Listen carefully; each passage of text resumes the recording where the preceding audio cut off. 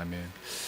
우리는 사사기의 대사사 기드온을 나누고 있었습니다. 그러면서 기드온은 하나님과의 관계, 이웃과의 관계, 그리고 자기 자신과의 관계, 이렇게 그가 관계 맺는 모습을 보면 그 사람이 어떤 사람인지를 파악할 수 있는 인물이다 말씀드렸습니다.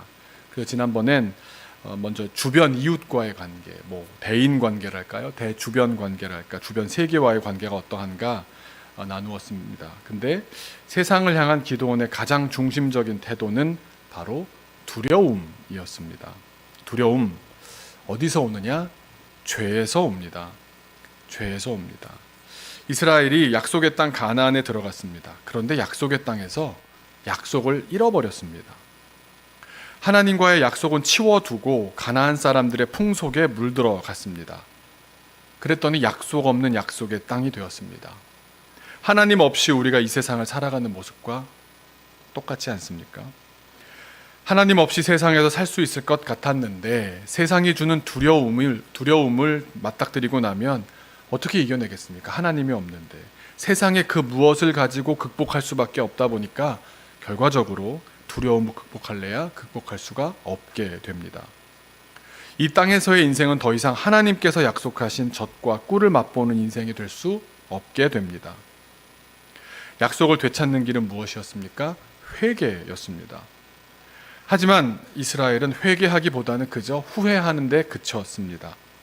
이스라엘의 눈물은 회개의 눈물이 아니라 후회하는 눈물이었을 뿐입니다. 사실 누군가가 울고 부르짖을 때에는 그가 지금 회개를 하고 있는 건지 후회를 하고 있는 건지 잘 모릅니다. 그러나 언제 알게 됩니까? 하나님께서 고쳐주신 이후에, 회복시켜주신 이후에, 그 이후에 판단을 어떻게 하는지, 그 이후에 그의 행동을 어떻게 하는지를 보면 알 수 있습니다. 반복된다면, 과거로 돌아간다면, 다시 돌아가고 만다면 그것은 후회해서 울었던 것이지 회개해서 울었던 것은 아닙니다. 죄에서 벗어나는 듯 하지만 결국 다시 죄에 더 깊이 빠지게 되고 마는, 우리 처음에 제가 나누었던 기울기가 마이너스인 인생으로 가게 되는 이유, 바로 회개 없이 후회만 반복하기 때문입니다. 회개하지 않는 죄에 빠져 있는 상태, 죄를 해결하지 못한 상태에서는 어떤 일이 벌어지겠습니까? 나의 죄가 원수를 키웁니다. 나의 죄가 나의 대적을 키웁니다. 사사기 6장 1절을 보시면 이렇게 기록되어 있습니다. 이스라엘 자손이 또 여호와의 목전에 악을 행하였으므로. 죄가 반복되는 겁니다. 회개하지 않았기 때문에 죄가 반복되고 있는 겁니다. 그래서 이어서 어떤 일이 벌어지느냐? 여호와께서 7년 동안 그들을 미디안의 손에 넘겨주시니. 우리가 사사기를 이렇게 읽다 보면 새로운 사사가 등장하는 그 배경에는 그때마다 다른 외적들의 압제가, 외적들의 침입이 있다라고 생각을 하는데, 그렇습니까? 근본적인 원인이 무엇이겠습니까? 내가 지은 죄가 근본적인 원인입니다. 우리가 이스라엘을 보거나 나의 인생을 돌아볼 때 정말 정확하게 알아야 하는 사실이 이것입니다. 이제까지 이스라엘이 강했기 때문에 여기까지 올 수 있었던 것이 아닙니다. 하나님이 지켜주셨기 때문에 이만큼 성장한 겁니다. 우리를 보면서도 우리가 내가 잘해서 여기까지 왔다? 아닙니다. 한번 생각해 보십시오. 우리가 고난이다, 재앙이다, 그러면 어떤 게 떠오릅니까? 무슨 자연재해를 입는다거나, 전쟁과 같은 어떤 물리적인 힘에 눌린다거나, 아프다거나, 혹은 몹쓸 사람에게 사기를 당한다거나, 각양 다양하게 고난과 재앙이 닥쳐온다고 생각하지만 근본적인 원인이 무엇이겠습니까? 하나님께서 보호하시는 그 손을 놓으시면 고난이고 재앙입니다. 하나님께서 지금 이스라엘의 손을 놓으시니까 미디안이 이스라엘의 목을 꽉 누르게 된 것입니다. 우리도, 또 우리 교회도 우리가 이 정도로 온전하게 서 있다? 무엇을 의미합니까? 하나님께서 보호하고 계신다는 겁니다. 코로나로 3년째 신음하는데도 교회가, 가정이, 나의 삶이 계속되고 있다? 하나님께서 보호하고 계시지 않으면 불가능한 일입니다. 하나님의 손이 우리를 붙잡고 계시니까 우리가 온전하게 서 있는 줄로 믿습니다. 역으로 말하자면 만일 하나님께서 손을 거두신다면 온전히 버틸 수 있는 사람, 견뎌낼 수 있는 교회 없습니다. 그런데 그렇게 지금 붙잡아 주시는 것에 대해서 감사하지 못하고 오히려 다른 데를 쳐다보면서 범죄하게 된다면 어떤 일들이 벌어지겠습니까? 하나님께서 어떤 뜻을 가지고 우리를 원수의 손에 놓기도 하시고 대적의 세력이 강해지는 것을 막지 않으시기도 합니다. 하나님께서 대적들의 힘을 차단하셔서 그나마 우리가 버티고 있다는 사실을 알아야 합니다. 그러니까 결국 나를 괴롭히는 원수, 대적들이 강해진 이유, 나의 죄가 나의 대적, 나의 원수의 세력을 키운 겁니다. 오늘 본문에서 이스라엘의 대적은 누구입니까? 미디안입니다. 미디안이라는 이미지는 여기밖에서 어떤 이렇게 활약을 못하는 것 같습니다. 제가 성경에서 미디안이 얼마나 강했는지 찾아봤는데요. 성경 어디에도 미디안이 크다, 이런 큰 일을 했다 전혀 없습니다. 누구네 집안이 미디안 사람이더라 이런 거 한두 번 나올 뿐이지 성경 어디에도 미디안이 강했더라 기록이 없습니다. 이스라엘을 괴롭혔던 민족들이 얼마나 많습니까? 애굽, 이집트라던가 블레셋이라던가 제국을 건설하고 철기 문명을 일으켰던, 그런데 미디안은요 인류 역사에 기여한 바가 전혀 없는, 그냥 삼국지 같은데 자주 나오는 왜 홍건적이니 무슨 황건적이니 하는 그런 산적대나 불량배에 더 가깝습니다. 유목민, 떠돌이, 뜨내기로 조직화도 안 되어 있는 잡족에 불과합니다. 그런데 그런 형편없는 이런 미디안의 손에 고통을 당합니다. 이건 정말 약속의 민족에게는 자존심 상하는 일입니다. 미디안이 뭐가 그렇게 무서웠을까요? 물론 이유가 있습니다.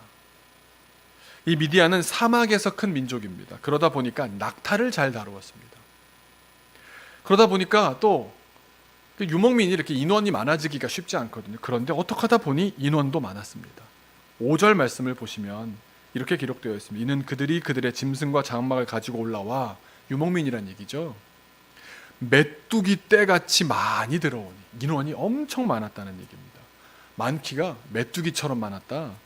그런데 그 사람과 낙타가 무수함이라. 그런데 그들이 그 땅에 들어와 멸하려 하는 겁니다. 인원이 얼마나 많은지 메뚜기 떼 같았고요. 낙타가 많았답니다. 여러분 낙타 타보셨습니까? 낙타가 생각보다 높이가 굉장히 높습니다. 타서 느껴지는 그 높이는 말보다도 훨씬 높은 것 같습니다. 게다가 덩치도 굉장히 큽니다. 그 발굽 한 번 이렇게 밟을 때 보면 나는 소리랑 옆에서 퍼져나가는 모래가 확 퍼져나가는 거 보면요, 그 위세가 대단합니다.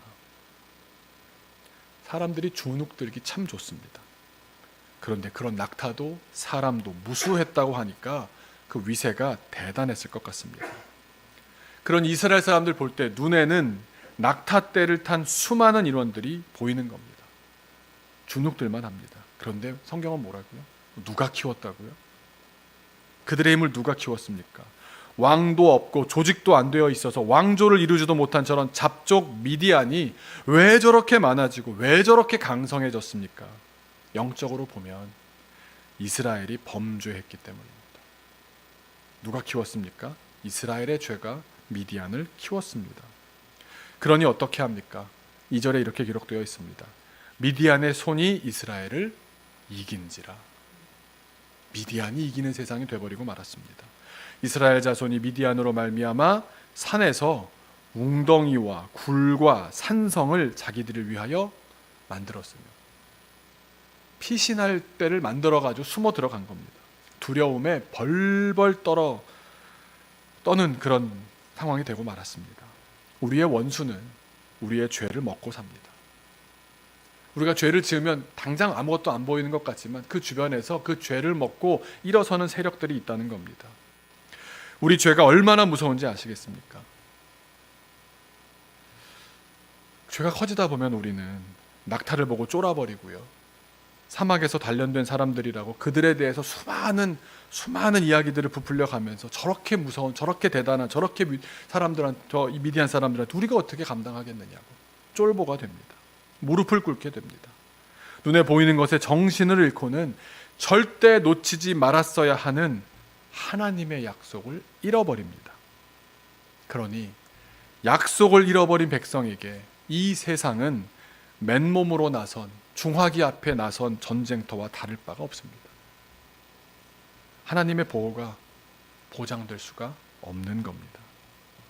제가 이번에 우크라이나 분들 만나면서요, 만나는 한 분 한 분이 정말 자기 이야기 보따리가 하나씩 다 있었습니다. 피난 떠나온 이야기만 나오면요, 표정이 싹 바뀝니다. 가슴에 뭔가 응어리가 풀어나오기 시작한다는 게 보입니다. 다 극적인 드라마입니다. 기차 타고 오신 분들, 버스 타고 오신 분들, 차를 대여해서 오신 분들, 걸어서 오신 분들, 그 가운데 이 키이우 쪽에서 이 폴란드로 넘어오신 분들이 보통 20시간이면 기차로 나올 수 있는 거리라고 합니다. 평상시에 아무리 오래 걸려도 20시간이면 기차가 완행으로 와도 20시간이면 다 오는데 5일에 걸려서 왔다, 일주일이 걸려서 왔다 그러는 겁니다. 어떻게 그럴 수가 있었습니까? 물었더니요, 가다가 폭격이 있는 겁니다. 폭격을 만나면요, 기차가 멈춘답니다. 아무도 얘기하지 않지만 그 기차에 탄 모든 사람들이 불빛을 끄고요, 숨을 죽인답니다. 바늘 하나 떨어지는 소리, 침 삼키는 소리까지 들릴 정도랍니다. 애들마저도 부모들이 그렇게 극도의 공포 가운데 조용한 걸 보더니 애들도 울지를 않는답니다. 그리고 사위가 조용해져서 기관사가 조금 소리를 내고 동력을 가동해서 움직이게 되면 걱정이 시작되는 겁니다. 우리의 움직임을 누가 눈치채서 그게 감지가 되어서 우리가 타겟이 된다면 이게 마지막 숨일 수도 있겠다는 생각이 들어서 아무도 말하지 않지만 최악의 상상이 일어나면서 가족끼리 손을 꽉 붙잡고 있답니다. 온몸에 힘이 들어간 채로. 그렇게 며칠을 극도의 두려움 가운데 건너온 분들이 하나같이 하는 말이 있습니다. 그 안에 기도하지 않는 사람은 없었습니다. 그 피난길에 기도하지 않는 사람은 한 사람도 없었습니다. 저희에게 필요한 건 아무것도 없었습니다. 오직 하나님만 나를 지켜주신다는 약속밖에는 아무것도 없었습니다. 하나님의 약속만 확실하다면 내가 살 수 있다는 것을 깨닫게 되는 순간이었다고 말씀하시더라고요. 여러분, 우리는 미디안이 쳐들어오면 자꾸 미디안하고 싸우려고 듭니다. 문제가 생기면 그 문제를 싸우려고, 문제를 이겨내려고 듭니다. 우리는 우리에게 고난과 재앙을 불러온 원인과 싸워야 합니다. 미디안과 싸울 것이 아니라, 나의 대적, 나의 원수와 싸울 것이 아니라 나의 죄와 싸워야 합니다. 하나님과의 약속을 잃어버렸습니까? 하나님과의 관계가 헝클어지진 않았습니까? 그걸 바로잡아야 합니다. 그래서 이스라엘 백성은 하나님께 부르짖었고 하나님은 들으셨고 선지자를 보내셨습니다. 그래서 선지자의 메시지가 핵심이 뭐였습니까? 대제국 이집트 애굽으로부터도 맨손으로 출애굽을 시켜 주었던 여호와, 바로 내가 너의 약속의 하나님이다. 그런데 너희는 내가 명한 것을 지키지 아니하였다, 불순종하였다. 뼈를 때리는 지적의 말씀이었습니다. 8절에서 10절, 8절 중간부터 보면 이렇습니다. 그 선지자의 설교의 내용입니다.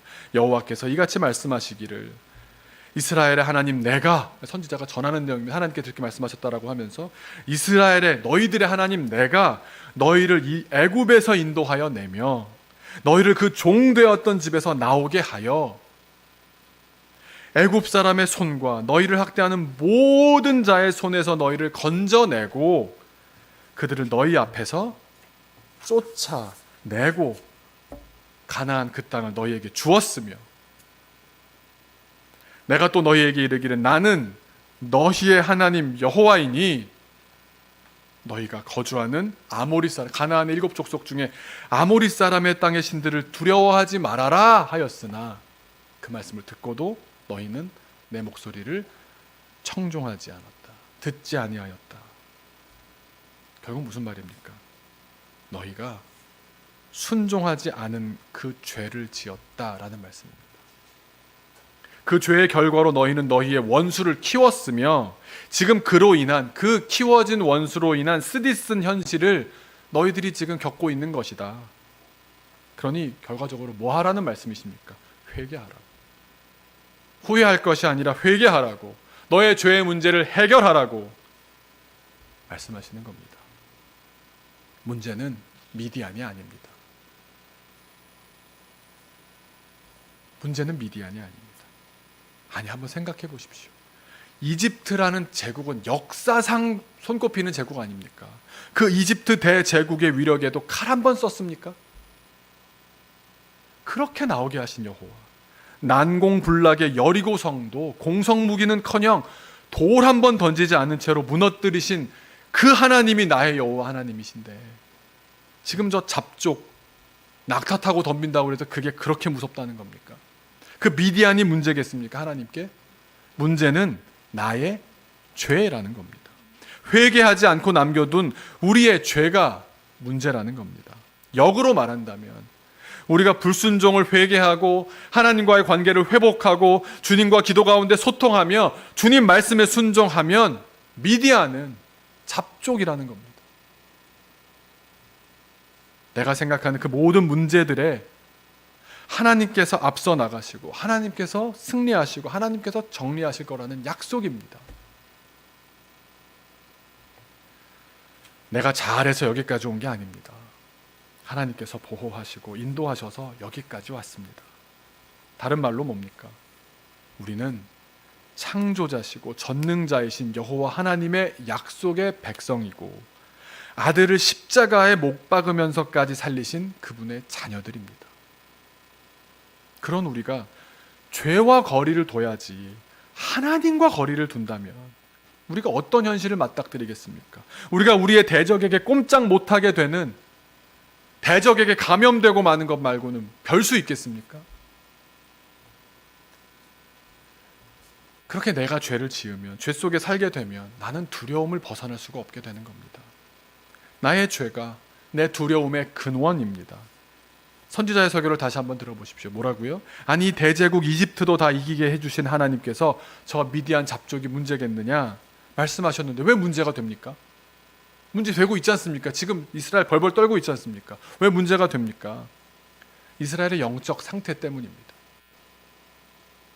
이스라엘을 가득 채우고 있는 것은 하나님이 아니라 두려움입니다. 지금 아모리 사람들이 섬기는 이방 신들이 두렵고요, 미디안이 두렵습니다. 왜 두렵겠습니까? 왜 갑자기 두려워진 겁니까? 죄로 인해서 하나님이 멀어졌기 때문입니다. 하나님과 멀어진 결과가 무엇입니까? 요단을 건너 1승 1패 후 22연승을 해냈던 이스라엘이 지금 어떤 형국입니까? 허겁지겁 숨느라 정신없네, 오합지졸, 패잔병, 졸장부로 전락하고 말았습니다. 하나님과 멀어진 결과는 그런 모습, 두려움에 쩔어있는 그런 모습입니다. 문제는 두려움입니다. 두려움의 근원은 죄입니다. 저는 합리적으로 설명할 수 있을 것 같습니다. 두려울 수밖에 없죠. 아니, 죄를 지을 수밖에 없죠. 이걸 합리적으로 설명할 수 있을 것 같습니다. 한번 이스라엘의 입장을 대변해 본다면 이렇게 얘기할 수 있을 것 같습니다. 아모리를 비롯한 가나안의 7 족속들은 정착민 아닙니까? 이들은 이미 그 땅에서 농사를 지었고 촌락을 건설했고 도시를 이루어서 살고 있었지 않습니까? 그런데 그 사람 없이 어떻게 삽니까? 아깝지 않습니까? 그들의 노하우가 아깝고 그들의 노동력이 아까운 겁니다. 그러니 쫓아내고 나가라고 할 것이 아니라 같이 살기도 하고 일을 시키기도 하면서 함께 살면 좋지 않습니까? 말 되지 않습니까? 그런데 보니까 저들에게 가장 좋은 게 하나 있는 겁니다. 이게 그들의 핵심이었군 하고 발견한 게 뭐냐 하면 집집마다 동네마다 바알과 아세라를 만들어 두고는 섬기는 겁니다. 바알은 하늘이라 비를 내리고요, 아세라는 땅이라 토양입니다. 저 둘에게 잘 보이면 농사가 잘 된다고 생각이 드는 겁니다. 그러나 저 둘에게 잘못 보이는 날엔 농사 망하겠다 싶은 겁니다. 밥줄이 끊기는 겁니다. 가나안 사람들은 그래서 저렇게 바알과 아세라를 극진히 위하는구나, 그래야 이 땅살이가 되는구나. 합리적이지 않습니까? 합리적인데 믿음은 없는 소리입니다. 이성적으로 논리적으로 맞는 말 같은데 세상의 주인 되신 하나님과는 아무 관계없는 이야기입니다. 내 두려움을 해결해 줄 수가 없는 소리입니다. 여러분, 우리가 이 세상을 두려움에 쩔어서 살지 않고 하나님의 자녀로 가슴 펴고 당당하게 거침없이 살아갈 때가 언제입니까? 십자가 튼튼히 붙잡고 날마다 이기며 나가세. 십자가가 뭡니까? 하나님의 약속의 징표입니다. 그 십자가 의지하면서 세상은 알아주지 않아도 하나님은 아시니까 믿음 가지고 하나님 기준으로 깨끗한 마음 갖고 살아간다면 거침없이 전진하며 살 수 있는 것 아닙니까? 물질적으로 좀 부족한 것이 그렇게 중요합니까? 세상에서 인정을 덜 받는 게 그렇게 중요합니까? 그렇게 십자가 튼튼히 붙잡을 때, 하나님만 의지할 때 우리가 한 번도 경험 못했던 능력이 나타나고 상상하지도 못했던 역사가 막 드러나는 것 아닙니까? 제가 이번에 폴우스프, 폴란드로 건너가서 우크라이나를 돕고 스위스로 가서 프랑스어로 복음을 전하는 선교 여행을 다녀왔습니다. 정말 너무나도 놀라운 일들을 경험하고 왔습니다. 여러분, 우리가 큰 교회 아니지 않습니까? 이거 너무 잘하는 사실 아닙니까? 그런데 우리 교인과 외부인들까지 합쳐서 3천만 원이나 헌금이 이루어졌습니다. 그리고 선교대원 3명도 각각 다 자기 항공료를 감당해서 정말 깨끗한 마음과 손으로 주님께 맡기고 떠났습니다. 놀라운 은혜와 위로와 사역들이 우크라이나 백성들을 향해서 펼쳐졌습니다. 한편으로 그런 생각 들었습니다. 거기서 만나는 분들이 굉장히 큰 교회, 돈 많은 목사인 줄 알고 저를 대했습니다. 그런데 우리 같이 이렇게 작은 교회가 어떻게 그렇게 수많은 사람을 위로하고 배를 채워주고 우크라이나의 미래를 짊어진 어린이들 300명의 한 달을 책임집니까? 이게 어떻게 가능합니까? 이게 기획할 수 있는 일이 아닙니다. 제가 더 놀란 일은요, 프랑스어로 작업하는 일이었습니다. 사실 프랑스어는 정말 오랫동안 준비해 왔습니다. 근데 계속 녹음할 기회가 안 생기는 겁니다. 지지부진했습니다. 그래도 되어가는 과정에 그때마다 또 다음 단계 할 수 있는 사람이 또 연결되고 또 작업이 이루어지고, 그래서 대본 작업까지는 해놓은 상황이었습니다. 그런데 이번에 가보았더니 이건 하나님의 인도하심이라고 밖에는 설명할 수 없는 일들이 벌어졌습니다. 이번에 녹음을 같이 한 분들이요, 정말 도무지 설명이 안 되는, 이건 하나님이시다라고 밖에는 인정할 수 없는, 인정하지 않을 수 없는 일들이 벌어졌습니다. 제일 많은 시간을 할애했던 자매가 국제기구에서 일하는 자매였는데요, 제네바에 딱 6개월 계약으로 나온 거랍니다. 원래 작년에 계약이었는데 미뤄져서 올해로 늦춰져서 왔더니 이 자매는 그동안 기도한 게 있었답니다. 외대 통역대학원에서 하나님, 이렇게 어린이를 위해서 프랑스어로 복음 전하는 일을 하게 해달라고 기도하고 있었다는 겁니다. 오자마자 교회 등록하고 나왔는데 첫 주일인가 둘째 주일인가 교회에서 목사님이 갑자기 이렇게 녹음을 하게 되는데 할 수 있는 분이 있겠습니까? 광고를 하시더랍니다. 의심 없이 저요 손들었답니다. 그리고 얼마 되지 않는 귀하디 귀한 휴가를 내면서까지 얼마나 적극적으로, 이건 하나님께서 말씀하신 일입니다, 순종하는지 모릅니다. 그 헌신이 굉장히 강력한 엔진이 되었습니다. 젊은 신혼부부가 국제 커플이 한 커플이 있었는데요, 자매가 한국인입니다. 저희 누님이랑 이름이 같은 이보람 자매입니다. 파리 외국어대학교 교수이고 음성학 전공입니다. 음성학. 남편은 프랑스인 요리사입니다. 두 사람이 코로나 기간 가운데 부부가 다 일이 끊긴 겁니다. 식당은 문 닫았고 학교도 그냥 온라인으로만 하니까 일이 끊긴 겁니다. 그때 저의 지인을 통해서 이 우리 어린이 성경 52편 이야기에 프랑스어 감수를 부탁드렸습니다. 부부가 하나님이 시키신 일이다 생각하고 뭐 코로나 때문에 뭣도 못해 불평하지 않고, 이건 하나님께서 이때 아니면 못하도록 주신 거다 생각하고 날마다 성경을 찾아가면서 그 성경의 맥락을 따라 앞뒤로 읽어가면서 더 정확하게 번역하기 위해서 부부가 같이 성경을 읽기 시작했습니다. 어느 날 믿음 없는 남편이 그러더랍니다. 나도 세례받고 싶다고. 나도 세례받고 싶다고. 세례받고요, 교회에서 결혼을 예배로 올리게 되었는데요, 그 영상을 저한테 보내왔거든요. 예식 마지막에 서로에게 편지를 준비해서 서서 읽더라고요. 그런데 이건 간증 집회에 가까웠습니다. 하나님의 인도하심 가운데 당신을 만나게 되었고, 하나님의 인도하심 가운데 우리에게 이런 기대하심이 있었다는 것을 그 성경을 읽으면서 알았다는 겁니다. 이번에도 급하게 잡은 녹음 일정에 맞춰서 파리에서 기차를 타고 제네바까지 왔습니다. 토요일 아침에 와서 주일 밤에 갔는데 와 있는 36시간 중에 24시간 가까이 녹음하고 왔습니다. 그러고도 저희가 마지막에 제네바역에 배웅하러 나간 자리에서까지 정말 이 형제가 너무 마음을 이게 딱 정색을 하고요, 딱 자세를 고치더니 마음을 다해서 문장을 준비해서 정말 귀하고 복되고 감사했습니다. 저희를 축복하는 겁니다. 정말 마지막 떠나는 순간까지 감동이었습니다. 80 되신 노 부부도 있었습니다. 이분들을 소개해 주신 한국인 목사님이 같이 오셨는데요. 이 목사님은 또 한국인인데 프랑스인들을 목회하는, 프랑스어로 프랑스인을 목회하는 딱 2명밖에 없는 한국 목사님이 있습니다. 프랑스 전역에서. 그 중에 한 분이신데 이 두 분을 소개해서 모시고 온 겁니다. 전 처음 보는 할머니 할아버지셨습니다. 80세이신지도 그 전날 알았습니다. 걱정이 얼마나 됐겠습니까? 이게 여든 되신 분이 이 체력으로 감당하실 수 있을까? 근데 오셔서 이러시는 겁니다. 할머니께서는 내가 평생을 중학교 프랑스어 교사로 일했습니다. 얼마나 꼼꼼하게 번역의 감수까지 된 원고를 재감수하셨는지 모릅니다. 남편은 장로님이신데 암투병을 하고 계시는 중이었습니다. 얼마 전에도 큰 수술을 하셨는데 내가 이 일을 할 수 있다니 기쁨과 감사로 하루 종일 감당하셨어요. 그냥 피자 먹으면서 그냥 감당하셨습니다. 게다가 이 두 분이 더빙을 맡으신 부분이 창세기 쪽이었는데요.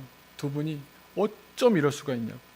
얼마 전에 창세기에 대한 책을 써서 자비로 출간까지 하셨던 겁니다.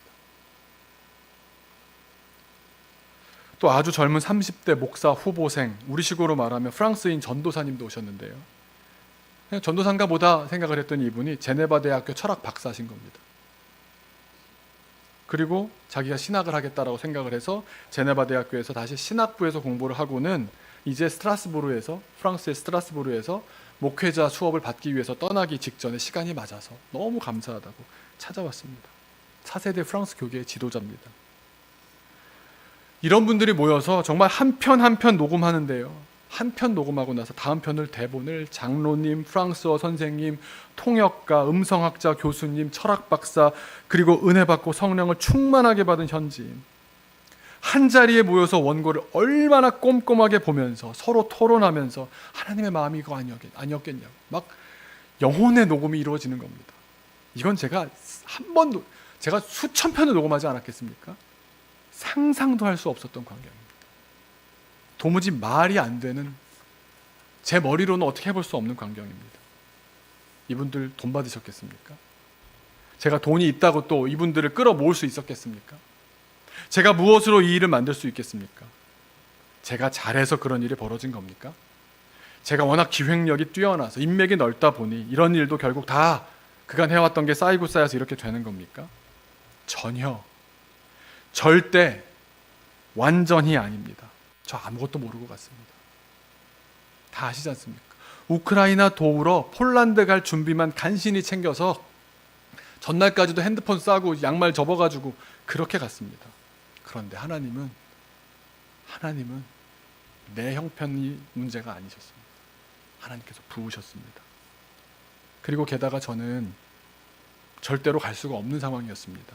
아버지가 너무 편찮으셔서 지난 겨울에 미국에 아이들을 데리고 다녀왔었을 때 아버지께서 바라셔서 제 입으로 말씀드렸습니다. 당분간 나가지 않겠습니다. 그런데 이번에 다시 그 말을 어기고 나가게 됐지 않습니까? 아버지께 전화를 드렸습니다. 아버지, 전쟁이 나서요 안 갈 수가 없습니다. 다녀올 때까지만 기다려주세요. 그랬더니 다짜고짜 너 좀 내려와라 그러시는 겁니다. 갔더니요 무슨 말씀을 하실까 싶은데 봉투를 준비하셨더라고요. 그러면서 그러시는 겁니다. 잘 도와주고 와. 그런 길 다니면 네 돈 쓸 일 많어. 이건 헌금이 아니라 너 써야 할 때 어디서 추레하게 있지 말고 네가 써.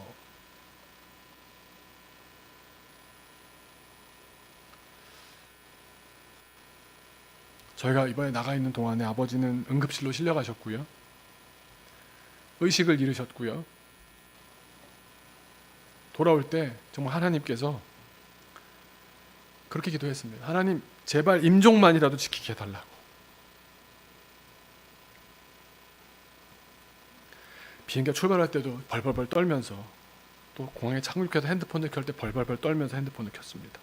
그랬더니 놀라운 일이요, 아버지의 부재중 전화가 와 있는 겁니다. 바로 전화를 드렸습니다. 많은 상상이 나오지 않겠습니까? 그런데 전날 어머니로부터 들은 상황과 너무 달랐습니다. 너무 평안한 목소리로 아버지께서 천천히 내려와, 급하게 오지 말고, 피곤할 텐데 잘 회복해야 된다, 내일 주일 준비 잘해.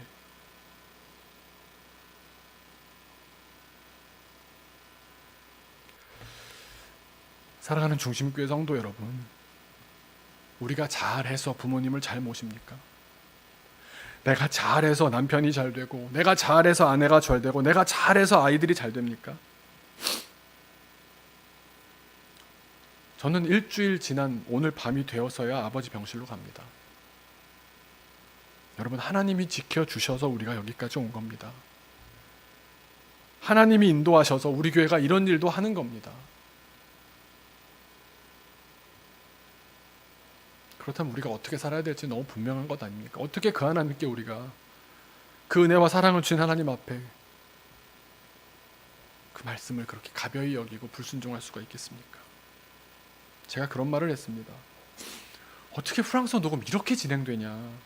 이 녹음을 통해서 하나님은 지금 무언가를 기획하고 계시는 게 너무 분명한 것 같습니다. 저는 제가 아는 수준에서만 말씀드려 본다면, 아프리카든 IT든 전 세계 그 어딘가에 우리가 모르는 누군가를, 프랑스어로 말하는 그 누군가를 하나님은 지금 계획을 갖고 세우시려고 하는 게 분명하다.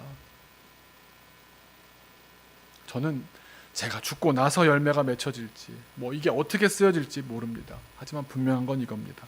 하나님이 하신다. 하나님의 계획 가운데 우리를 통해서 뭔가를 하고 계시는 거다. 여러분, 우리의 부활주일은 이런 열매를 맺을 줄로 저는 믿습니다. 우리가 세상을 강력하게 살아갈 때가 언제라고요? 어떻게 해야 우리가 날마다 이기며 나간다고요? 십자가 튼튼히 붙잡아야 날마다 이기며 나가는 겁니다.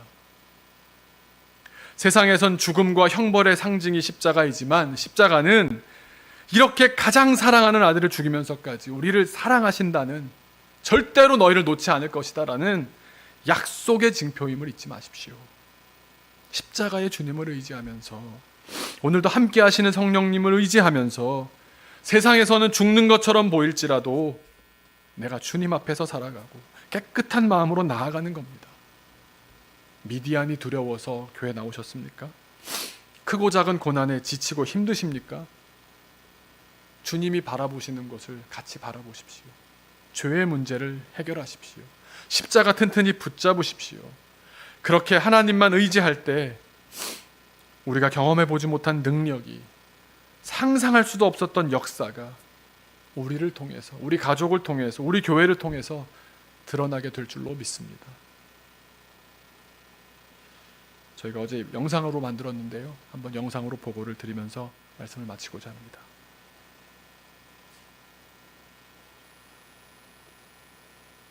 As the scripture says, I planted the seed. 소리가 안 납니다. Your heart is for me. Your ear is listening. I'm safe in your love. Your army of angels watch over me. You're always present. You're always with me. For all of my life, your favor has followed. You're my covering. I have never walked alone. I've never been a bed. Jak z dziećmi? Jak dzieci sprawdzą? Jakie ma znaczenie też szkoła tutaj, przedszkole dla dzieci? Ну, їм тут є дуже добре. Їм тут добре, тому що вони розуміють мову, що це на українській мові. Але звичайно, що діти хочуть додому, їм дуже тяжко. Але добре тим, що вони сплять спокійно. Знаєте, сплять спокійно, бо вдома то так. Rozumiem. Вставали і плакали, і You're always faithful. You're strong and able. I'm lifting my head, and you are find help. You're my providence. I have never walked alone. I've never been abandoned. You are my inheritance. You are my strength and shield, and I have confidence. You go before me. You're my deliverer. I know I never walk alone. Yeah. І ми вже по-іншому дивимося на всі матеріальні речі. Це матеріальне для нас вже нічого не коштує. То ми розуміємо, що найбільша цінність – це життя і свобода, а також наша віра в Бога. І ми будемо, і зараз ми дякуємо всім, хто нас тут зустрів. І я знаю, що все життя ми будемо дякувати тим людям, які нас тут зустріли. Always been there. You are faithful, and you always will be. In every triumph, every failure, you are loyal to me. You are faithful, and you always will be. In every hour, every minute, you have always been there. You are faithful, and you always will be. In every triumph, every failure, you are loyal to me. You are faithful, and you always will be. You are faithful, and you always will be. I have never walked alone. I've never been abandoned. You are my inheritance. You are my strength and shield, and I have confidence. You go before me. You're my deliverer. I know I never walk alone. I've never been abandoned. You are my inheritance. You are my strength and shield, and I have confidence. You go before me. You're my deliverer. I know I never. Et retourna dans sa patrie.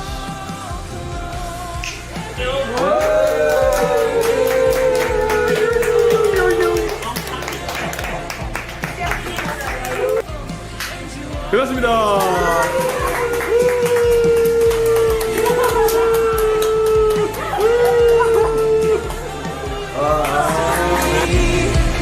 You are faithful, and you always will be. You are faithful, and you always will be. 네, 우리 4월 27일부터 또 5월 7일까지 저희가 키즈워십 폴 우스프 폴란드에 가서 우크라이나를 돕고 스위스로 와서 프랑스어를 녹음하는 작업, 그 모든 프로젝트가 잘 끝났습니다. 남은 이틀 시간 여유가 있어서 저희가 감사하게도 좋은 목사님이 아주 귀한 장소, 돈 안 들고 편하게 쉴 수 있는 이런 곳을 소개해 주셨습니다. 슈퍼마켓에서 지금 도시락 사가지고 와가지고요, 빵이랑 뭐 치즈랑 이런 거 먹고 지금 이렇게 길을 걷는데 너무 감사하고 행복하고요. 특별히 제가 프랑스어 녹음하는데 정말 세상에 이렇게 귀한 분들이 있나 싶을 만한 분들과 더불어 한 3일 동안 진짜 엄청나게 달려서 귀하게 작업할 수 있었습니다. 너무 감사드리고, 또 저희가 폴란드에서 만났던 좋은 분들, 우크라이나 분들, 또 폴란드 분들이 난민들을 위해서 애쓰는 모습들을 보면서, 특히 또 다음 세대 어린이들을 위해서, 어린이들은 자라나야 하니까 그렇게 애쓰시는 모습 보면서 협력할 수 있어서 너무 좋았고요. 이번에 이런 일들을 통해서 우리 키즈워십이 이 세상 어린이들이 하나님을 알아가고 예배하는 데 있어서 귀한 자료를 만드는 그 일을 왜 해야 되는지 더 깊이 깨닫게 됐고요. 앞으로 더 잘 만들게 될 것 같습니다. 하나님께서 열어주신 귀한 만남들, 관계들 통해서 더 크게 잘 감당하도록 하겠습니다. 이번 여행에 함께 해주신 하나님께 감사합니다.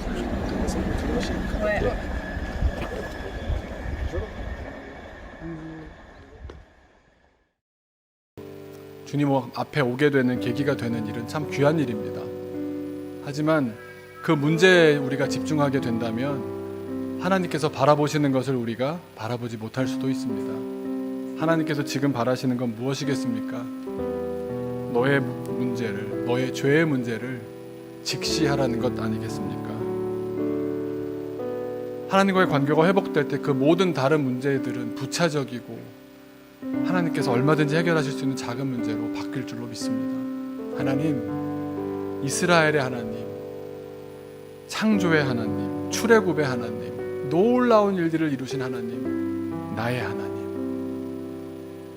우리를 오늘도 붙잡는 하나님, 십자가를 통해서 그 사랑을 확인시켜 주신 하나님, 주님이 나의 하나님이심을 믿습니다. 주님, 그 믿음으로 살게 하옵소서. 십자가 튼튼히 붙잡고 날마다 이기며 살게 하여 주옵소서.